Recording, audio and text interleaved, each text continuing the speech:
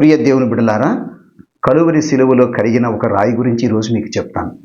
సర్వలోక మానవాళిని పాపముల నుండి రక్షించటానికి సర్వేశ్వరుడైన దేవుడే రక్తమాంసంలో పాలిభాగస్తునిగా నరునిగా ఈ లోకంలోనికి వచ్చి కలువరి శిలువలో ఆయన చేసిన బలియాగము, ఆయన కార్చిన రక్తధారలను తలచిన ప్రతి క్షణము హృదయాంతరంగాల్లో ఉన్న ప్రతి పొర కన్నీటితో నిండక మానదు.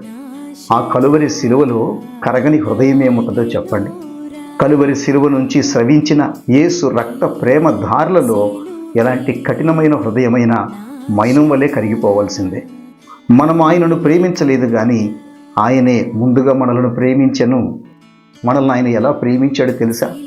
మనము భక్తిహీనులమై ఉండగా, పాపులమై ఉండగా, శిలువకు శత్రువులమై ఉండగా ఎన్నదగని వారమైన మనలను ఆయన ఎంపిక చేసుకున్నాడు. ప్రియ దేవుని బిడ్డలారా, ఈ కలువరి శిలువ ప్రేమామృత ధారలలో కరిగిన ఒక రాయి గురించి మీకు చెప్తానని చెప్పాను కదా.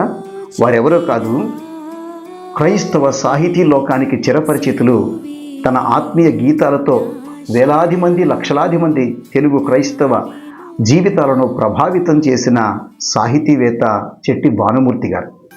చెట్టి భానుమూర్తి గారు 1888 సంవత్సరం ఫిబ్రవరి 23వ తారీఖున కాకినాడలో గురుమూర్తి అమ్మాయమ్మ దంపతులకు జన్మించారు. ఆయన తిరిగి పెద్దవారు అవుతుండగా వారికి యేసు ప్రభు అంటే ఇష్టం లేదు. కానీ ఒక స్నేహితుడు వారికి ఇలా చెప్పారు, ఎందుకు యేసు ప్రభుకు నువ్వు ప్రార్థన చేయకూడదు?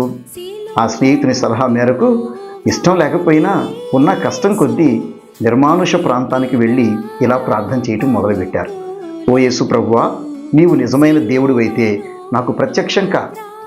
వారి మనోనేత్రాలు తెరవబడినాయి.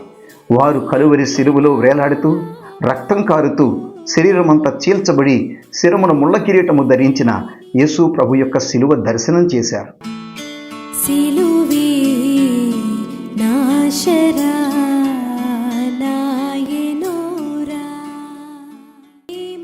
ఆ శిలువ దర్శనముతో, ఆ శిలువలో నుంచి స్రవిస్తున్న రక్తధారలతో ఆయన కఠినమైన హృదయము పగలగొట్టబడింది. యేసు పట్ల ప్రేమామృత ధారలు వారి హృదయాల నుంచి స్రవించటం మొదలుపెట్టినాయి. ఇందాకటి నుంచి మీరు బ్యాక్గ్రౌండ్లో ఒక పాట వింటూ ఉన్నారు కదా. ఆ పాటే యేసు శిలువ దర్శనము చేసిన మీదట వారు రాసిన అద్భుతమైన గీతం. తెలుగు క్రైస్తవ లోకానికి చిరపరిచితమైన పాట. అవును, ఈ పాట ఎక్కడ పుట్టిందో తెలుసా? శిలువలో పుట్టింది. ఈ పాట రాసిన రచయిత ఎక్కడ కరిగాడో తెలుసా? శిలువలో కరిగిపోయాడు. యేసు ప్రభు శిలువ లేనిదే పాప క్షమాపణ లేదు. యేసు ప్రభు శిలువ లేనిదే పాపికి రక్షణ లేదు.